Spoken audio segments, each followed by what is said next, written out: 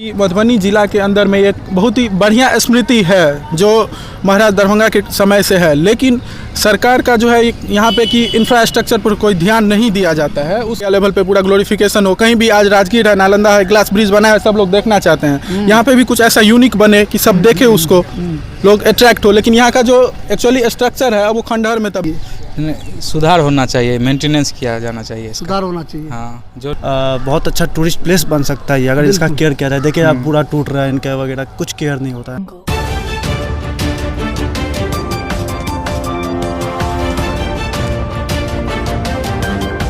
देख रहे हैं KR न्यूज़।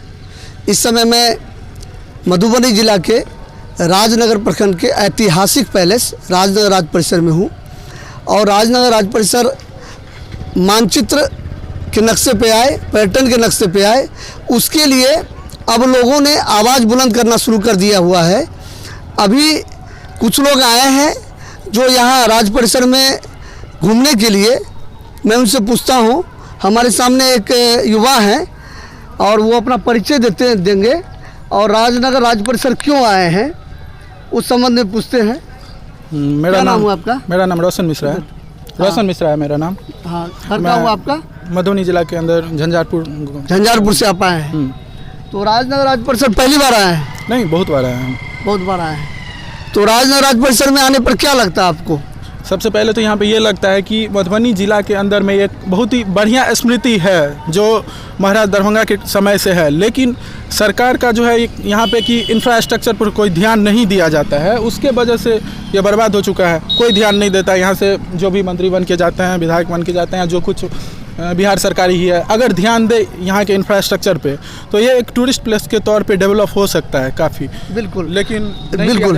अभी सबसे बड़ी बात क्या है, आपने बोला कि मंत्री या जो भी अभी राजनगर के विधानसभा सुरक्षित विधानसभा है, उसके हमारे विधायक जी बने हैं मंत्री बिहार सरकार के, तो वो उनसे हम लोग आस लगाए हुए हैं कि ज़रूर इस बार उनकी ताकत भी बढ़ी है और पर्यटन के मानचित्र पर राज परिसर को ज़रूर लाएंगे।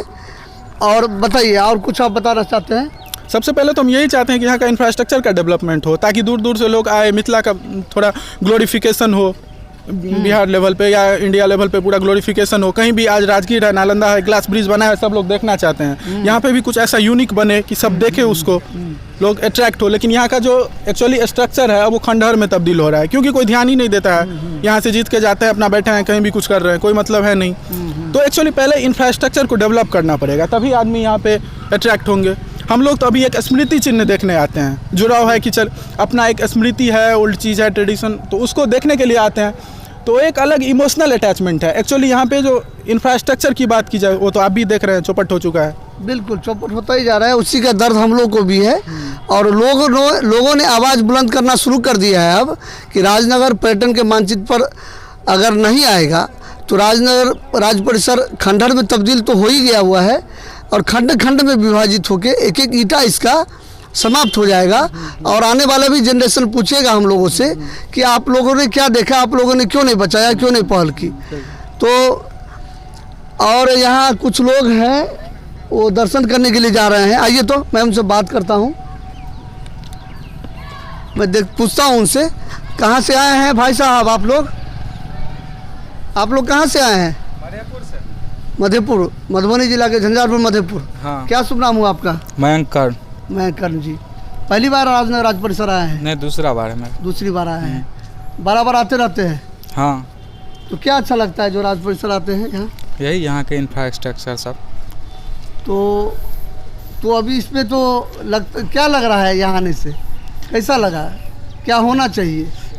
सुधार होना चाहिए, मेंटेनेंस किया जाना चाहिए, सुधार होना चाहिए। हाँ, जो नहीं ध्यान दिया। इसके बारे में सुने, मेरा नाम हिमांशु झा हुआ। पहली बार आए, इसके बारे में बहुत सुने हुए थे, लेकिन इसे देख के लगता है इसका केयर नहीं किया जाता। जैसे पुरानी चीज़ों का जो केयर किया जाना चाहिए, राजा महाराजाओं से है, ये हमारे बहुत अच्छा टूरिस्ट प्लेस बन सकता है अगर इसका केयर किया जाए। देखिए आप पूरा टूट रहा है, इनका वगैरह कुछ केयर नहीं होता यहाँ पे, लेकिन यहाँ के संरक्षण संवर्धन होना चाहिए ताकि आने वाले समय में रोजगार भी बढ़ेगा, लोग भी यहाँ पे आते रहे घूमने के लिए आते रहे। पूरा बिल्कुल भी केयर नहीं किया जा रहा है यहाँ पे। तो गवर्नमेंट को इतना जो आप टैक्स वगैरह लेते हैं इस पर ध्यान देना चाहिए।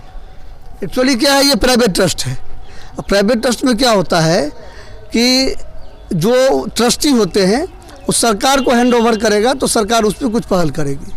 लेकिन एक चीज़ यहाँ और है कि पुरातत्व धरोहर जहाँ होता है, सरकार चाहे तो उसको मतलब ज़बरदस्ती चाहे तो हायर करके उसको ले सकती है, पर्यटन के मानचित्र पर ला सकती है।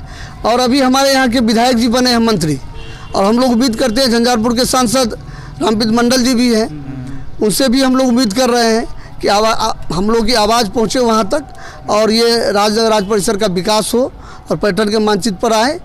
तो आपने देखा कि यहाँ लोग चाह रहे हैं कि राजनगर राज परिसर का विकास हो और पर्यटन के मानचित्र पर पहुँचे। अपने सहयोगी सतीश कुमार ठाकुर के साथ मैं बलराम कुमार सर्राफ, KR न्यूज़ से, राजनगर राज परिसर से। फिर मिलते हैं अगले न्यूज़ के लिए, तब तक देखते रहिए KR न्यूज़। धन्यवाद।